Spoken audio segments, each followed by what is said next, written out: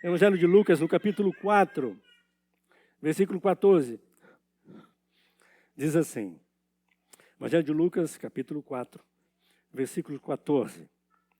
Então, Jesus, no poder do Espírito, regressou para a Galiléia, e a sua fama correu por toda a circunvizinhança, e ensinava nas sinagogas, sendo glorificado por todos. Indo para Nazaré, onde fora criado, entrou num sábado na sinagoga, segundo o seu costume. Os irmãos se lembram que desde os 12 anos, Jesus frequenta a sinagoga. 12, 13 anos, para o judeu, ele se torna maior, responsável. Se aprofunda, aprende, muitos decoram o Pentateuco, né, a lei, ou então os profetas e os provérbios. E nós vimos a experiência de Jesus com seus 12, 13 anos, né? Quando ele é recebido como já responsável e ele vai para a sinagoga. E era costume de Jesus fazer isso, né, na sua vida adulta. E diz o texto, indo para Nazaré, onde fora criado, entrou num sábado na sinagoga, segundo o costume, e levantou-se para ler. Então lhe deram o livro do profeta Isaías, e abrindo o livro, achou o lugar onde estava escrito: O Espírito do Senhor está sobre mim, pelo que me ungiu para evangelizar os pobres, enviou-me para proclamar libertação aos cativos e restauração da vista aos cegos, para pôr em liberdade os oprimidos e apregoar o ano aceitável do Senhor.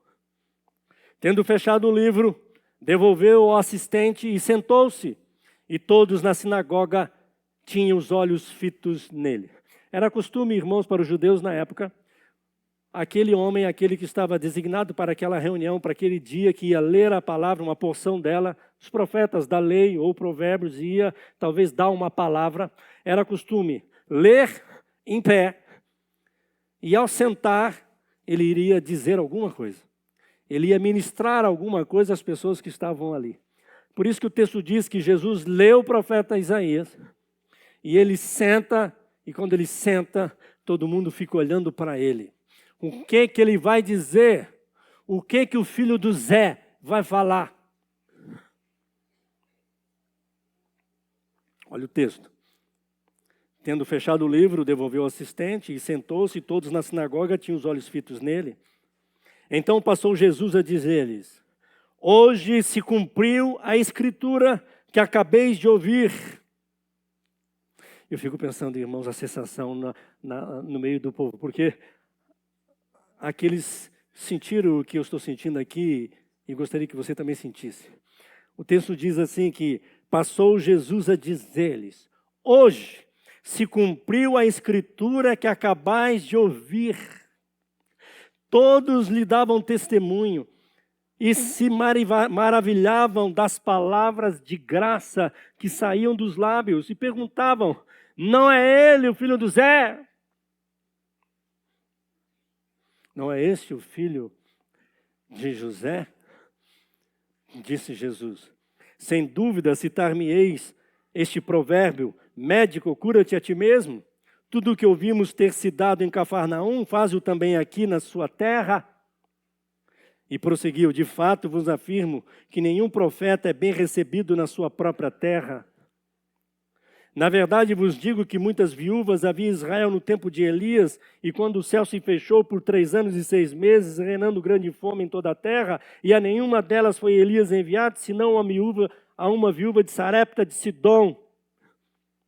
Porque ela, irmãos, humilde, ouviu a palavra do profeta, creu nele, serviu a ele primeiro. E aí então o Senhor abençoou. E depois,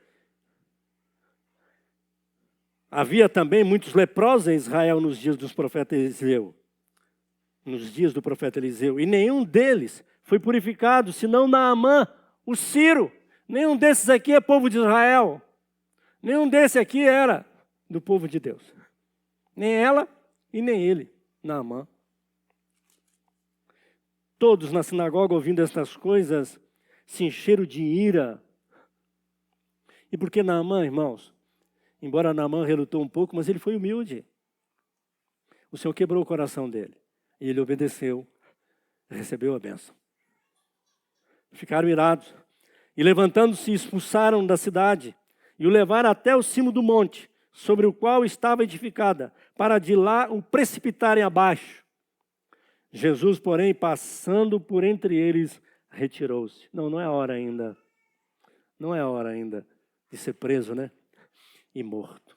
Irmãos, a sensação que eu falei para os irmãos é, imagina, irmãos, Jesus entra na sinagoga.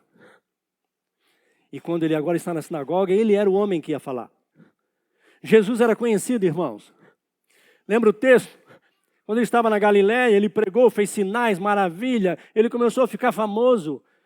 Ficaram sabendo quando João o batizou, esse é o Cordeiro de Deus que tira o pecado do mundo. Ele é o Hamashia, ele é o Messias, ele é o Filho do Homem. Ele é o que estava para vir, ele veio. Ele operou maravilhas na Galiléia. Mas agora ele vai para Nazaré. Nazaré, ele teve a sua adolescência, a sua juventude, se tornou homem. Ele era conhecido. Filho do Zé. Não é ele o filho do Zé? Lembra em outras situações? Esperamos alguma coisa boa de lá? Vem alguma coisa boa dessa cidadezinha aí? Agora imagine, irmãos, Jesus entra na sinagoga e aí de repente eles dão para ele um rolo. Não existia Bíblia com capítulo e versículo, havia os rolos, os profetas, a lei, os livros. Alguém chegou e deu para ele o profeta Isaías. Hoje nós sabemos que tem 66 capítulos. Mas como achar onde está escrito? Jesus pega o profeta. Foi dar a bola da vez, não é não? Foi tipo assim, aí Jesus, chuta. Não foi? Foi mais ou menos assim, né? Jesus entra na sinagoga, o assistente chega e dá para ele o rolo do profeta Isaías. E Jesus abre aonde? Isaías 61. O Espírito do Senhor está sobre mim, pelo que me ungiu para proclamar a libertação aos cativos, aos oprimidos, a libertar, a curar, a evangelizar os pobres, a anunciar o ano aceitável do Senhor. Irmãos, imagina a cena, irmãos. Jesus lê o profeta Isaías e diz depois que ele se senta, hoje se cumpriu as Escrituras. Lembram de Gênesis 3:15? Nascerá aquele semente da mulher e que esmagará a cabeça da serpente, será ferido, mas esmagará a cabeça da serpente? Sou eu. Sou eu. Irmãos, alguns aqui arrepiaram, tremeram, glorificaram, ficaram maravilhados. É o Messias, é o Filho do Homem, ele está no meio de nós. Mas alguns, ele não é o filho do Zé? Ele não nasceu aqui, não jogou bola aqui, correu na praça aqui, ele não estudou por aqui. Interessante, irmãos, dá uma olhada no Evangelho. Se você olhar, nós temos no Evangelho Mateus capítulo 13, 54 e 58, mas vamos no Marcos. Eu gosto mais do Marcos. Olha Marcos, tem detalhe aqui mais. Olha Marcos capítulo 6, no versículos 1 a 6. Olha só Marcos. Tendo Jesus partido dali, foi para a sua terra, e os seus discípulos o acompanharam. Chegando o sábado, passou a ensinar na sinagoga. E muitos, ouvindo-o, se maravilhavam, dizendo, de onde vem a estas coisas? Que sabedoria é esta que lhe foi dada? E como se fazem tais maravilhas por suas mãos? Não é este o carpinteiro, filho de Maria? Irmão de Tiago, de José, de Judas e Simão? E não vive aqui entre nós suas irmãs? São 3 irmãs. E escandalizavam-se nele. Porque é o filho do Zé, é filho da Maria, é irmão de Tiago. Conhecemos ele aí, ó, da rua. É um pouquinho diferente, é um menino diferente.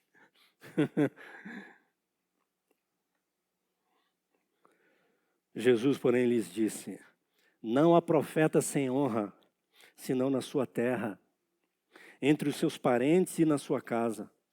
Não pôde, olha isso, irmãos. Ei, abre o teu coração. Recebe a palavra de Deus, meu irmão, minha irmã. Não do Ivo. Ouve o que Deus fala contigo nos nossos cultos, nas nossas reuniões aqui. Domingo de manhã, quinta à noite, domingo à noite. Abre o teu ouvido. A palavra diz, quem tem ouvido, ouça.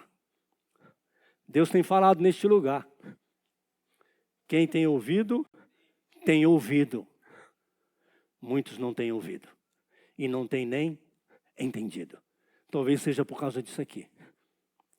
Não pôde fazer ali nenhum milagre, senão curar uns poucos enfermos, impondo-lhes as mãos.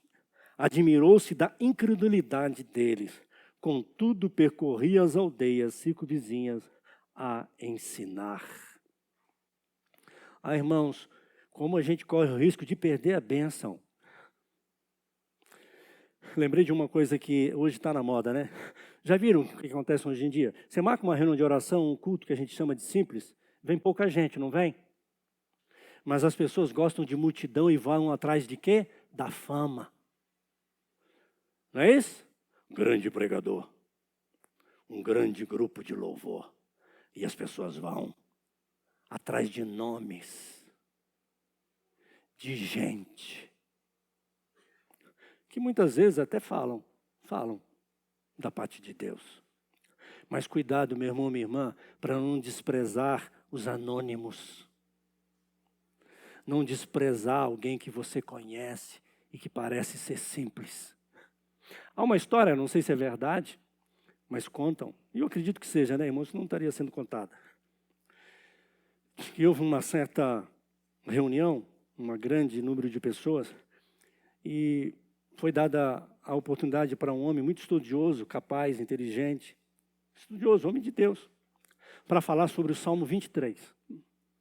E ele se preparou, irmãos, e reuniu aquela multidão, e ele deu aquela aula de teologia, sabe?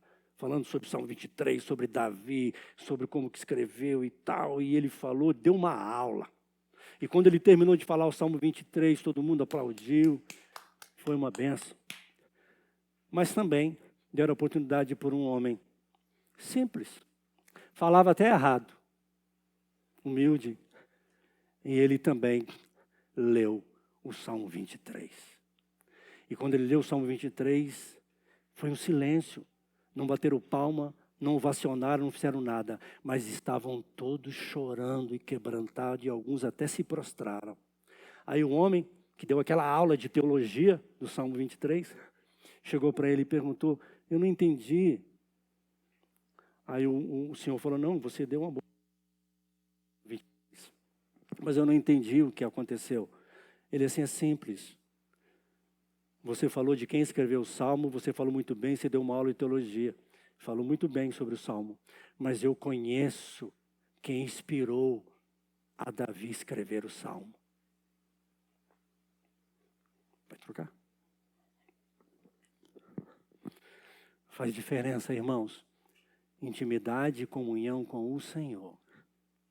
E o que eu quero chamar a sua atenção e a minha, porque a gente é assim. Nenhum problema, irmãos, você gostar de ouvir mais A ou B. Isso é normal.